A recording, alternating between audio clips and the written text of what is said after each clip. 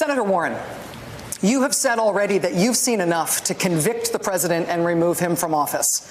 You and 4 of your colleagues on this stage tonight, who are also U.S. senators, may soon have to take that vote. Will you try to convince your Republican colleagues in the Senate to vote the same way? And if so, how? Of course I will. And the obvious answer is to say, first, read the Mueller report, all 442 pages of it that showed how the president tried to obstruct justice. And when Congress failed to act at that moment, it meant the president felt free to break the law again and again and again. And that's what's happened with Ukraine.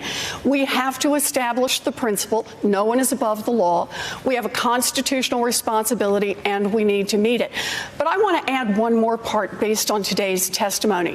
And that is, how did Ambassador Sondland get there? You know, this is not a man who had any qualifications except one. He wrote a check for $1 million. And that tells us about what's happening in Washington. The corruption, how money buys its way into Washington. You know, I raised this months ago about the whole notion that donors think they're going to get ambassadorships on the other side. And I've taken a pledge. Anyone who wants to give me a big donation, don't ask to be an ambassador, because I'm not going to have that happen. I asked everyone who's running for president to join me in that. And not a single person has so far. I hope what we saw today during the testimony means lots of people will sign on and say we are not going to give away the ambassador posts to the highest bidder. Senator Warren, thank you. Senator Klobuchar, you've said that you support the impeachment inquiry, but you want to wait for a Senate trial to hear the evidence and make a decision about convicting the president. After the bombshell testimony of Ambassador Sondland today, has that view changed for you?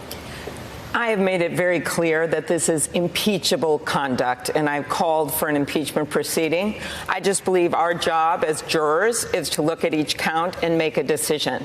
But let me make very clear that what this impeachment proceeding about is really our democracy at stake. This is a president that not only with regard to his conduct with Ukraine, but every step of the way puts his own private interests, his own partisan interests, his own political interests in front of our country's interest. And this is wrong.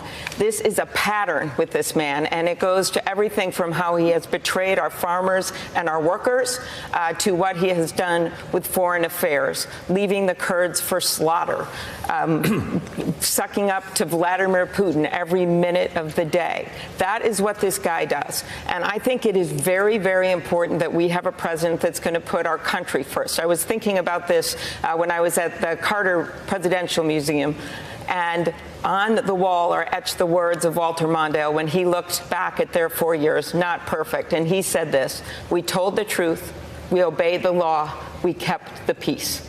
We told the truth, we obeyed the law, we kept the peace. That is the minimum that we should expect in a president of the United States. Senator, thank you. Hey there, I'm Chris Hayes from MSNBC. Thanks for watching MSNBC on YouTube. If you want to keep up to date with the videos we're putting out, you can click subscribe just below me, or click over on this list to see lots of other great videos.